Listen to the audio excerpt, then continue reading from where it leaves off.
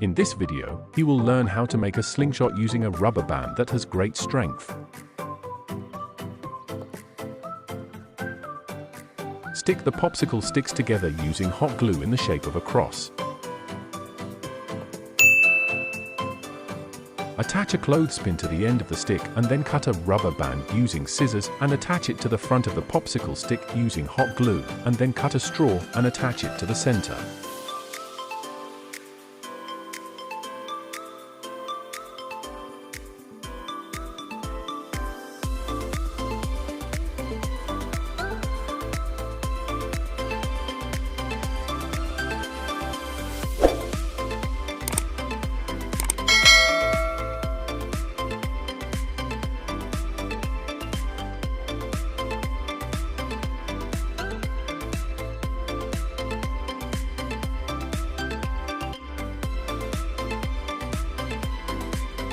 If you want to see the value of this slingshot, you can make it at home and be surprised.